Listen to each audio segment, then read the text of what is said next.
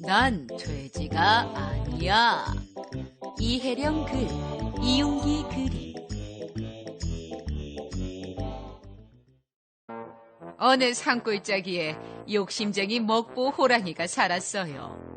호랑이는 오, 이거 내가 제일 좋아하는 건데 하며 다른 동물의 먹잇감을 낚아채기 일쑤였고 그거 참 맛있겠는걸?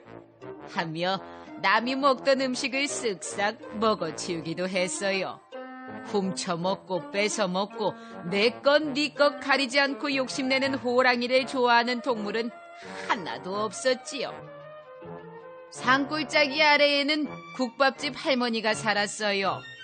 새하얀 머리에 주름진 얼굴, 눈은 침침했지만 할머니가 만드는 국밥은 천하일품이었어요. 할머니 집 앞은 소문난 국밥 맛을 보려는 사람들과 동물들로 늘 붐볐어요. 그런데 할머니는 욕심쟁이 호랑이를 유독 싫어했어요. 호랑이가 나타나 국밥을 달라고 하면 주걱을 휘두르며 매섭게 쫓아냈어요. 뭐 어떤 호랑이 녀석 싹 물러가지 못해.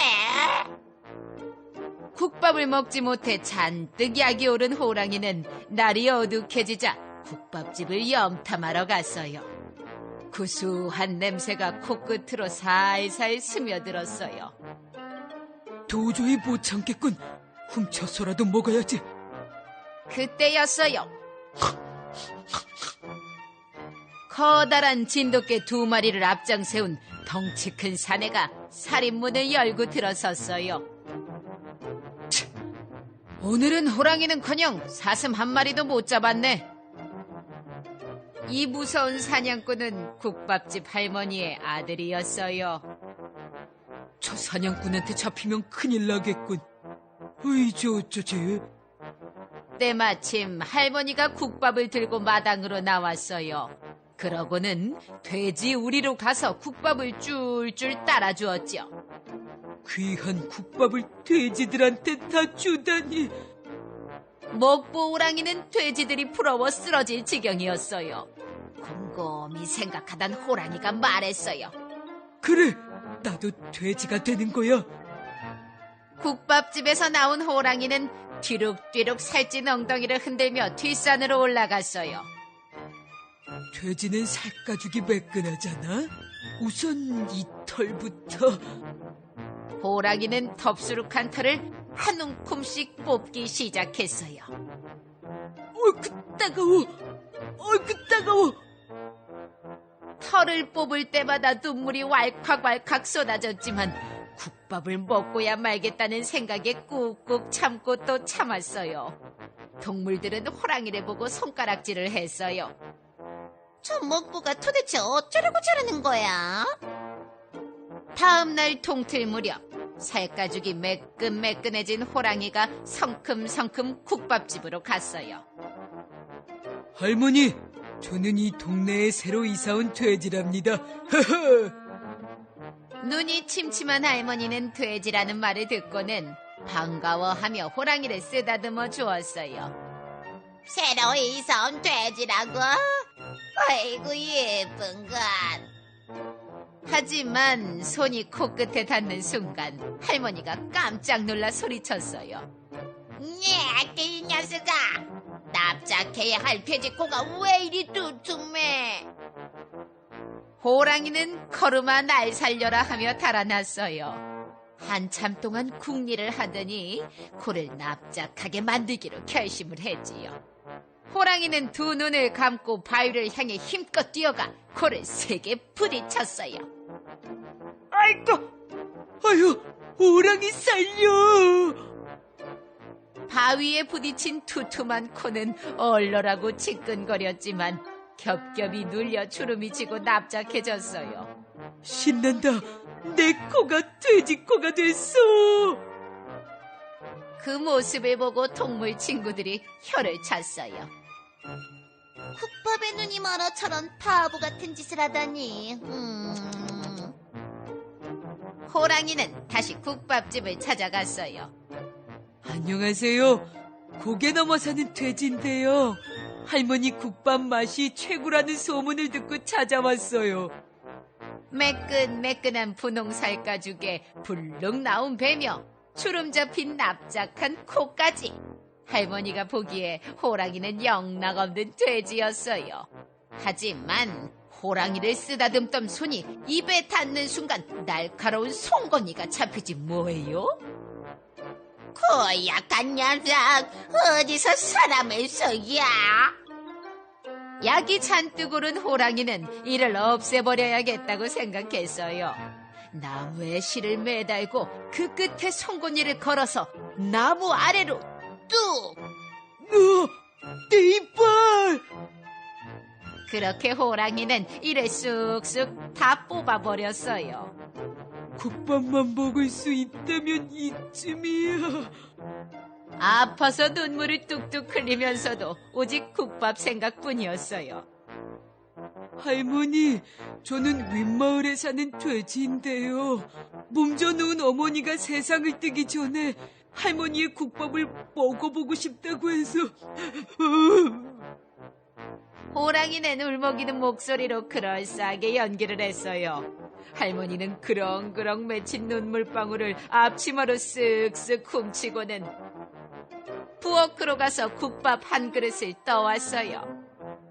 기특해라. 넌 정말 효성이 지극한 돼지로구나. 국밥을 받은 호랑이가 신이 나 돌아서는 순간 할머니가 실수로 호랑이의 꼬리를 밟고 말았어요. 호랑이 살려! 호랑이란 말에 몹시 화가 난 할머니는 국밥을 빼앗아 호랑이 머리에 냅다 쏟아부었어요. 뜨거워! 그러고는 호랑이의 머리를 바가지로 세차게 내리쳤어요. 부모를 팔아 국밥을 먹으려고 하더니 못된 녀석. 그 모습을 보고 동물들은 너나 할 것 없이 배꼽을 쥐고 까르르 웃어댔어요. 이제는 꼬리가 문제로구나. 기운이 쑥 빠진 호랑이가 뒷산 동굴로 갔어요. 그곳에서 몸을 웅크린 채로 곰곰이 쿵리를 했지요. 바다닥. 그때 동굴 속에서 이상한 소리가 들려왔어요. 동물의 터줏대가 박쥐 할아버지였어요. 네, 나처럼 괴상하게 생긴 돼지는 처음 보는구나.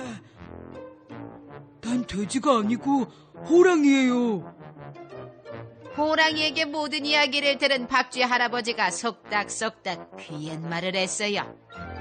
바로 그거야. 며칠 뒤 천둥과 마른 번개가 치는 날이었어요. 호랑이는 쇠꼬챙이로 꼬리를 돌돌 말고 뒷산 꼭대기 뾰족 바위로 올라갔어요. 그러고는 하늘을 향해 소원을 빌었어요. 천지신명이시여, 꼬리에 벼락을 맞게 해주세요. 전 정말이지 완벽한 돼지가 되고 싶어요. 쿵! 꽈르릉! 그 순간 천둥번개가 쳤어요. 벼락을 맞은 꼬리는 순식간에 쪼그라들고 꼬불꼬불하게 말렸어요. 겨우 정신을 차린 호랑이가 말했어요. 하마터면 죽을 뻔했네. 야, 내 꼬리 좀 봐. 이번엔 진짜 국밥을 먹을 수 있을 거야. 날이 밝자 호랑이가 흥얼흥얼 콧노래를 부르며 마을로 내려갔어요. 그런데 이게 어찌된 일이지요? 국밥집 마당에 사람들이 모여있고 슬픈 곡소리가 들려오는 게 아니겠어요? 아이고, 어머니. 아이고. 호랑이가 꼬리에 벼락을 맞던 순간 천둥번개에 크게 놀란 할머니가 그만 세상을 떠난 거였어요. 호랑이는 바닥에 털썩 주저앉았어요. 세상에, 이럴 수가. 나는 이제 어떡하라고. 아이고. 동네 사람들은 목 놓아 우는 호랑이를 보고 할머니가 애지중지 키우던 돼지라고 생각했어요. 저 돼지도 할머니가 돌아가신 게 슬픈가 보네. 그런데 우리에서는 어떻게 나왔대? 사람들은 울며 불며 하는 호랑이를 돼지우리로 끌고 갔어요. 아니에요. 난 돼지가 아니라고요. 놀란 호랑이가 외쳤지만 소용이 없었어요. 살려줘. 난 돼지가 아니라고. 호랑이라고. 사람들은 호랑이를 보며 정신이 나간 돼지라고 생각했어요. 결국 호랑이는 돼지들과 함께 우리에 갇히고 말았지요. 난 돼지가 아니야. 아무리 후회를 해도 소용이 없는 일이었어요. 먹보 호랑이는 이제 누가 봐도 완벽한 돼지였으니까요.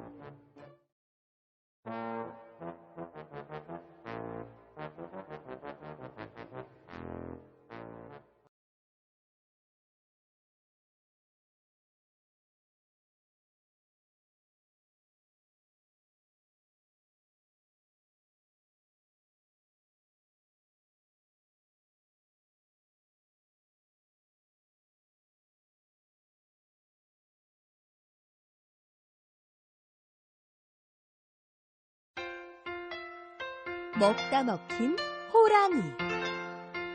강별이 글, 문종훈 그림.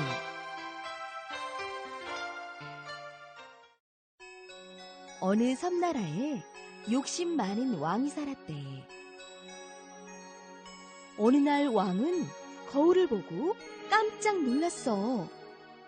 흰 머리칼은 듬성듬성, 주름살은 자글자글, 누런 이는 폭폭 사가 보였지. 다시 젊어질 수 없을까? 뛰어난 의원도 귀한 약도 다 소용없네. 별별 방법을 다 써도 젊음을 얻을 수 없었어. 그런데 호랑이 수염과 발톱과 이빨을 먹으면 젊어진다는 이야기를 들었지. 왕은 가장 똑똑한 신하를 호랑이가 산다는 이웃나라로 보냈어. 호랑이는 두 눈이 횃불처럼 이글이글, 이빨은 송곳처럼 뾰족뾰족, 비단처럼 고운 털이 감싸고 있더래. 신하는 공손히 절을 했어. 저는 섬나라 왕께서 보낸 사신입니다. 호랑이님이 세상에서 가장 용맹하다는 소문을 듣고 찾아왔지요. 내 소문이 거기까지 났어? 호랑이는 우쭐해졌어. 우리 왕께서는 뒤를 이을 자식이 없답니다. 호랑이님께 왕자리를 물려주신다 하여 모시러 왔습니다. 섬나라 왕 노릇을 하라고? 나도 여기서는 왕이다. 호랑이는 콧방귀를 뀌었어. 왕이 되시면 아주 멋진 궁에 사실 수 있습니다. 아무리 궁이 좋대도 여기가 편해. 호랑이는 고개를 절레절레 흔들었어. 아름다운 비단옷을 입어보신 적이 있나요? 내 고운 털이 있는데 비단옷을 왜 입어? 반짝반짝 빛나는 왕관을 머리에 쓰면 얼마나 멋지다고요? 호랑이는 하품만 쩍쩍했지. 호랑이님, 사냥하기 귀찮지 않으십니까? 호랑이가 하품을 뚝 멈췄어. 섬나라에는 입에 살살 녹는 해산물이 많습니다. 섬나라에는 그런 게 다 있어? 모두 다 왕의 것이지요. 호랑이는 군침이 싹 돌았어. 그때 멀리서 포수의 총소리가 들렸어. 호랑이는 얼른 바위 뒤에 숨었지. 섬나라에는 포수도 없답니다. 빨리 가자! 호랑이가 잽싸게 앞장을 섰어. 왕은 호랑이가 왔다는 소식에 허겁지겁 달려왔어. 날 찾으셨나? 호랑이가 잔뜩 거드름을 피웠어. 역시 듣던 대로 세상에서 가장 용맹해 보이는구나. 왕은 호랑이를 요리조리 살펴보기 바빴어. 그때 신하가 커다란 금쟁반을 들고 왔어. 머리가 번들번들, 몸이 미끈미끈한 낙지가 수북했지. 왕은 낙지머리에 낙지발을 친친 감아 입에 쏙 넣었어.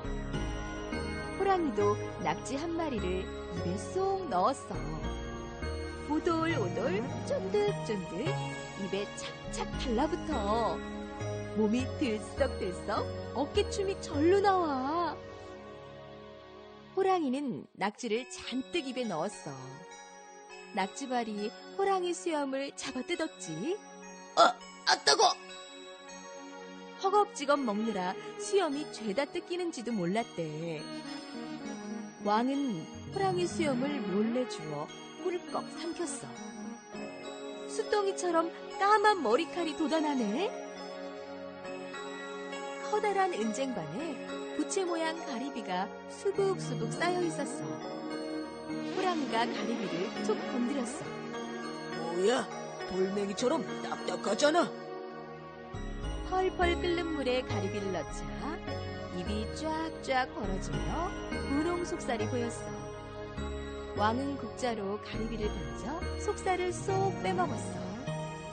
호랑이도 가리비를 건지려고 끓는 물에 손을 넣었지. 뜨거! 쫄깃쫄깃 야들야들 가리비 속살이 혀끝에 살살 감겨. 몸이 펄쩍펄쩍 어깨춤이 절로 나와. 빨갛게 익은 발톱이 홀라당 빠져버렸대. 왕은 호랑이 발톱을 몰래 건져 먹었어. 쭈글쭈글 패인 주름살이 팽팽해지네. 킁킁, 이게 무슨 냄새지? 고소하고 몸에 좋은 전복죽일살. 뜨거울 때 드시려나? 호랑이는 단숨에 후루룩 죽을 삼켰어. 몰캉몰캉 보들보들 전복이 혓바닥에 사르르 녹아. 몸이 벌떡벌떡 어깨춤이 절로 나와. 그때 왕이 전복죽에 전복 껍질을 몰래 넣었어. 딱딱해! 전복 껍질을 씹은 호랑이는 이빨이 우두둑 빠져버렸대. 왕은 호랑이 이빨을 몰래 주워 절구꽁이로 콩콩 찧어 먹었지. 삭은 이가 빠진 곳에 하얀 이가 솟아나네. 수염도 발톱도 이빨도 다 빠진 호랑이는 점점 기운이 약해졌어. 그래도 마냥 신바람이 났지. 맛 좋은 해산물에 멋진 비단옷까지 마음에 쏙 들었거든. 이제는 왕보다 더 좋은 비단옷이 입고 싶었어. 하루라도 빨리 섬나라 왕이 되고 싶은 거야. 호랑이는 당장 왕을 찾아갔어. 난 너보다 더 좋은 옷이 필요해. 그 왕관도 벗어줘. 뭐? 왕관까지 달라고? 당연하지. 날 섬나라 왕으로 삼는다고 모셔왔잖아. 왕은 웃음을 참으며 호랑이를 쳐다봤지. 어리석은 호랑이. 네 수염과 발톱과 이빨이 필요해서 데려온 거다. 호랑이는 화가 나서 달려들었지만 젊고 힘이 세진 왕을 이길 수 없었어. 왕은 호랑이를 잡아 옥에 가둬버렸지. 수염도 발톱도 이빨도 없는 주제. 그렇게나 원하던 젊음을 얻은 왕은 신이 나서 덩실덩실 춤을 추었어. 욕심은 끝이 없었지. 이제는 세상에서 가장 용맹한 왕이 되고 싶네. 옥에 가둔 호랑이를 잡아먹으면 세상에서 가장 용맹해질 거야. 왕은 몇 날 며칠 호랑이 고기만 야금야금 먹었대. 뼈는 궁밖에 버리고 가죽은 잠자리에 깔아두었지. 왕은 힘이 펄펄 넘쳤어. 그런데 이상하지? 몸에 털이 부스스 돋아나고 손톱 발톱이 쑥쑥 자라고 이빨이 근질거려 견딜 수가 없더래. 왕은 거울을 보고 깜짝 놀랐어. 왕은 누가 볼까봐 안절부절 못했지. 호랑이 가죽 속으로 슬슬 기어들었어. 그러고는 깜빡 잠이 들었어. 아이고 답답해. 깨어보니 온몸에 호랑이 가죽이 달라붙어 있는 거야. 호랑이 가죽을 벗으려고 할수록 가죽은 몸에 찰싹 달라붙었대.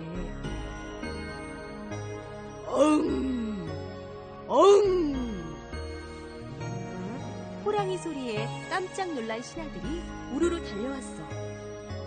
왕은 어디에 계신가? 신하들이 왕을 찾았어. 내가 왕이다. 왕이 아무리 외쳐도 소용없었지. 신하들은 호랑이가 된 왕을 내쫓았어.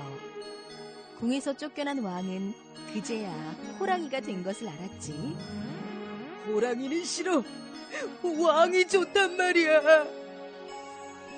호랑이가 된 왕은 어떻게 되었을까?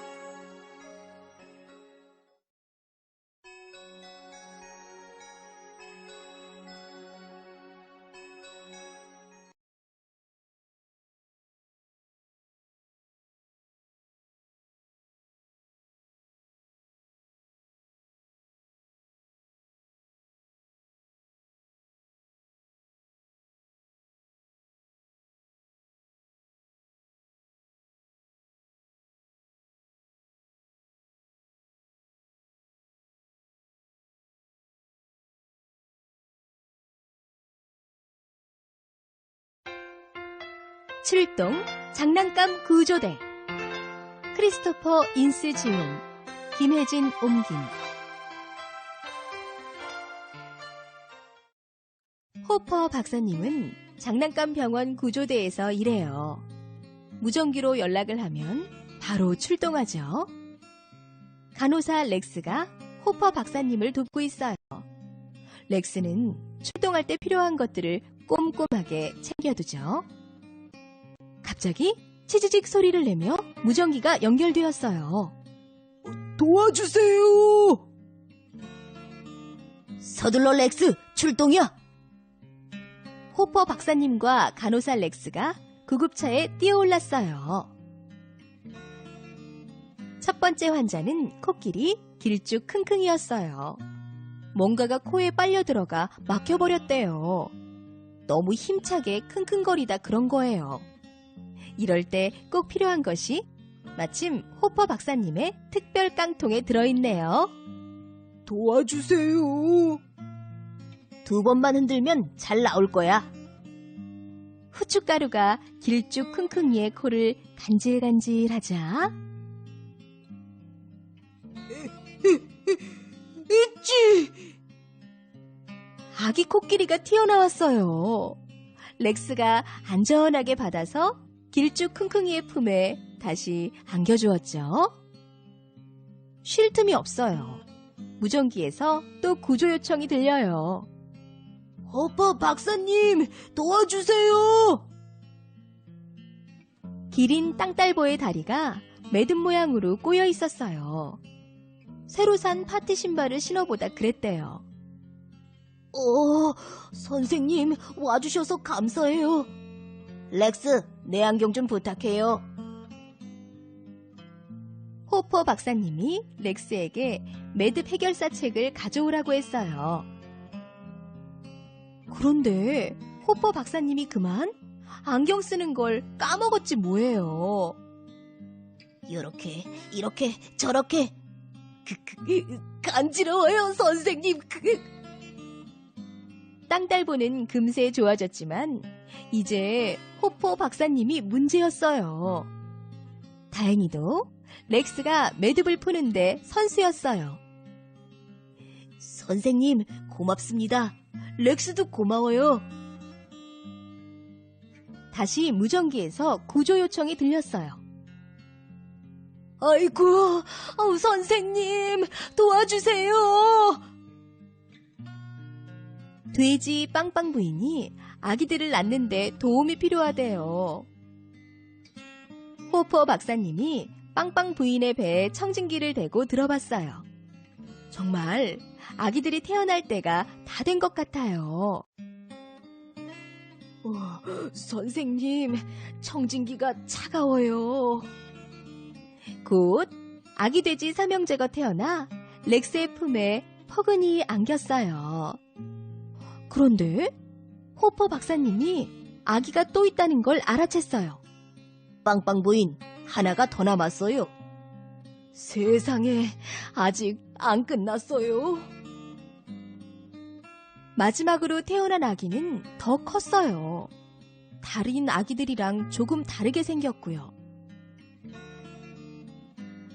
이 아이는 렉스라고 부를 거예요. 렉스 간호사님 이름을 따서요. 무전기가 다시 울렸어요. 그런데 소리가 좀 이상했어요. 도와주세요.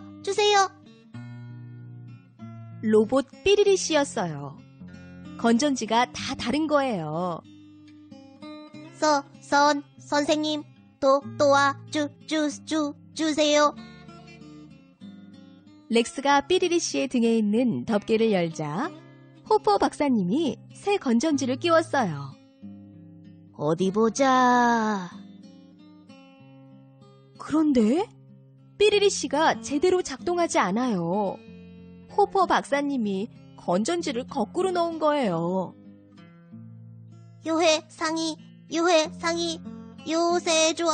요새 좋아도. 렉스가 건전지를 바로 끼웠어요. 이번에는 삐리리 씨가 제대로 움직여요. 고맙습니다. 이제 힘이 넘쳐요. 어이구, 찌릿찌릿하군. 무전기가 치직하며 연결되었어요. 도와주세요. 이번에는 원숭이 까불까불 형제들이었어요. 급한 환자도 없는데 장난으로 연락한 거예요. 호퍼 박사님과 렉스는 기분이 좋지 않았어요. 호퍼 박사님은 까불까불 형제들을 나무랐어요. 구조대가 형제들 때문에 시간을 낭비했기 때문이지요. 정말로 구조대의 도움이 급한 환자가 있을 수도 있잖아. 까불까불 형제들은 정말 미안해했어요. 렉스에게 좋은 생각이 났어요. 형제들이 반성할 기회를 주는 거예요. 너희들이 구조대가 되어보는 거야. 구조대 일이 끝난 뒤 렉스는 까불까불 형제들에게 의사와 간호사가 하는 일을 보여주었어요. 이번에는 호퍼 박사님이 외쳤죠. 도와주세요. 조금만 참으세요.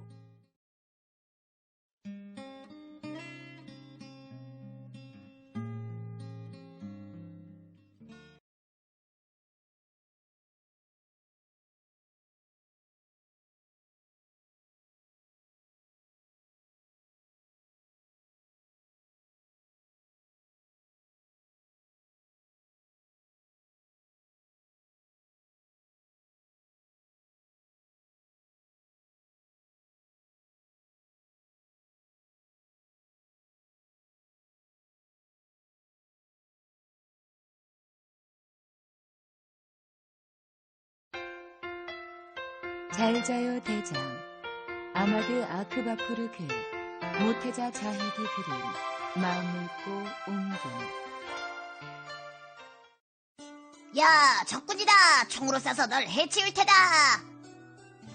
아빠가 문을 똑똑 두드리고 방 안으로 들어왔다. 몇 번이나 말했잖니. 집에서는 의족을 벗어두라고.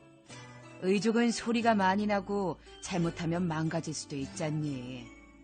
침대 옆에 잘 놓아두자. 아빠가 말했다. 하지만 나는 그렇게 하고 싶지 않았다. 어떻게 한쪽 다리로 쌓을 수 있단 말인가? 적들이 나를 비웃을 텐데. 아빠가 말했다. 자, 의족을 벗는 동안 아빠가 네 총을 들고 있으마, 얘야. 나는 천천히 큰 고리 2개를 풀고 작은 고리 2개를 푼 다음 가죽끈을 끌렀다. 잘했다. 아빠는 이렇게 말하고는 의족을 침대에 기대어 세워놓았다. 아빠가 나가자마자 나는 얼른 의족을 집어들고 이불 속으로 기어들어갔다. 나는 적군에게 의족을 벗은 모습을 보이고 싶지 않았다. 그래서 재빨리 작은 고리 2개를 채우고 큰 고리 2개를 채운 다음 가죽끈을 잡아당겨 묶었다. 그러고는 침대에서 뛰어나와 얼른 총을 움켜잡았다. 엄마, 꼭 복수할게요! 나는 소리쳤다. 사진 속 엄마가 대답했다. 얘야, 조심해라. 나는 곧 방 한쪽에 병사들을 줄지어 세웠다. 적들은 자기네 대장과 함께 반대쪽에 있다. 나는 대장이다. 전투 준비! 나는 명령했다. 예, 알겠습니다. 병사들이 대답했다. 우리는 전쟁터를 가로질러 기어갔다. 수많은 폭탄과 탱크, 심지어 지뢰까지 있어서 위험했지만 우리는 용감하게 나가야 했다. 조심하지 않으면 소리 한번 내지 못한 채 죽을 것이다. 자, 공격하라! 나는 명령을 내리고는 앞장서서 돌격했다. 적들이 총을 쐈지만 아무도 우리 막을 순 없었다. 수류탄이 터져서 방 안은 마치 영화의 한 장면처럼 연기로 가득 찼다. 앞이 잘 안 보여 겁이 나긴 하지만 그래도 난 무서워하지 않을 테다. 잘했죠, 엄마? 우리가 지하실에 숨어 있어야 했을 때 다른 아이들은 폭탄 터지는 소리에 놀라 비명을 지르며 울었지만 나는 엄마 옆에서 손으로 귀를 막고 가만히 앉아 있었잖아요. 기억나죠? 사진 속 엄마는 말했다. 맞아, 그랬지 얘야. 병사 하나가 소리를 질렀다. 총에 맞았어요. 총에 맞았다고요. 그래도 난 대장이니까 겁내지 않는다. 나는 언덕 아래로 내려갔다. 다리가 불편하긴 해도 나는 곧 총에 맞은 병사를 찾아냈다. 나는 병사들에게 후퇴하라고 명령했다. 그때 아빠가 부르는 소리가 들렸다. 저녁 먹으렴. 삼촌과 고모도 오셨단다. 삼촌과 고모가 나를 안으며 반갑게 맞아주었다. 고모가 말했다. 왜 의족을 하고 있니? 집에선 의족을 벗고 있어야지. 잘못해서 다치면 어쩌려고, 응? 하지만 할머니만은 이렇게 말하신다. 조심하면 되지, 이쁜 내 새끼. 탁자 위에는 꽃 한 다발과 과자 한 상자가 놓여 있었다. 나는 그것들이 왜 거기에 있는지 안다. 삼촌이 말했다. 오늘 밤은 특별한 밤이야. 저녁 먹고 나서 네 엄마가 될 분을 만나러 갈 거란다. 나는 서둘러 밥을 먹고는 방으로 돌아왔다. 어른들 모두가 집을 나섰다. 할머니만 빼고. 나는 의족 고리를 단단히 채우고는 다시 전투를 준비했다. 공격! 적군 하나가 가까운 거리에 있었다. 하지만 적군이 눈치채지 못하게 다가가는 것쯤이야 쉬운 일이다. 적군 대장은 의자 뒤에 있었다. 내 다리는 돌과 금속 파편들에 부딪혀 상처투성이다. 하지만 그 무엇도 나를 막을 수 없다. 이제 거의 다다랐다. 나는 가시철조망 밑으로 기어들어가서 꼼짝 마! 움직이면 쏜다! 이 겁쟁이야! 하고 적군 대장 얼굴에 총을 넣으며 소리쳤다. 적군 대장은 허겁지겁 총을 내팽개치고 손을 들어 올렸다. 말해봐라 어서! 왜 우리 엄마를 죽였나? 나는 큰 소리로 윽박질렀다. 그는 울음을 터뜨리며 말했다. 난 네 엄마를 죽이지 않았어. 난 그냥 군대에 들어왔을 뿐이야. 내 입에서 웃음이 터져나왔다. 적군 대장은 키가 작고 나보다 훨씬 어려 보였다. 어쩌면 너무 겁을 먹은 나머지 움츠러들어 작아 보였는지도 모른다. 적군 대장은 한쪽 팔로 목발을 짚고 있었다. 이봐, 나는 엄마의 복수를 하려고 왔다. 내가 말했다. 그는 목발을 내리면서 총을 집어들고 대답했다. 나도 그렇다. 심장이 마구 뛰었다. 내 실수다. 그가 다시 총을 잡도록 놔두다니. 나는 말했다. 총을 내려놓지 않으면 널 쏠 테다. 그가 울음을 멈췄다. 총을 내려놓지 않으면 널 쏠 테다. 이렇게 말하고는 그는 수를 세기 시작했다. 나도 그를 노려보며 조준을 하고는 수를 세었다. 하나, 둘. 바로 그때 나는 그에게 다리 하나가 없다는 것을 알아챘다. 그는 목발에 기대어 조금씩 흔들리는 몸을 가누며 서 있었고 손에 든 총으로 여전히 나를 똑바로 겨누고 있었다. 너도 한쪽 다리가 없냐? 내가 물었다. 나를 비웃다니 본때를 보여줄 테다. 그가 흥분해서 말했다. 그는 금방이라도 방아쇠를 당길 태세였다. 내가 재빨리 말했다. 자, 날 봐라.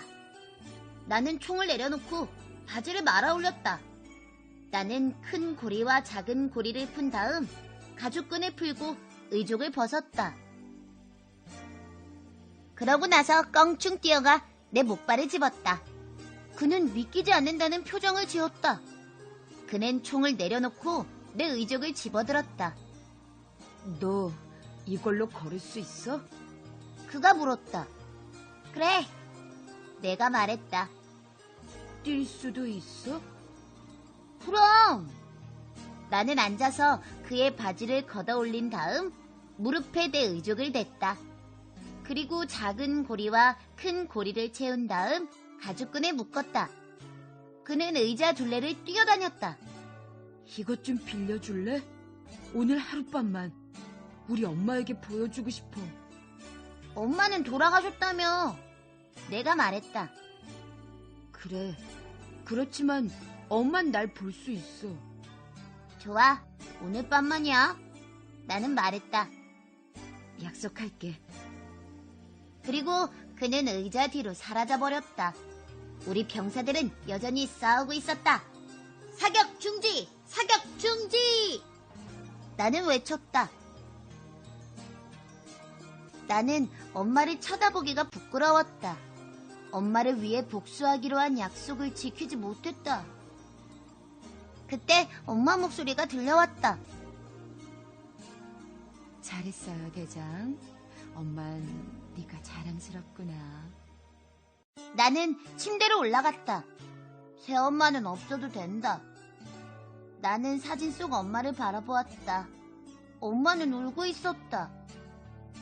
아빠 속상하게 하면 안 돼. 알겠지? 엄마가 말했다. 아빠는 아직 집에 오지 않았다. 나는 대답하지 않았다. 이불을 어깨까지 끌어올려 덮었다. 바로 그때 사진 속 엄마가 말했다. 잘 자요, 대장. 푹 자렴.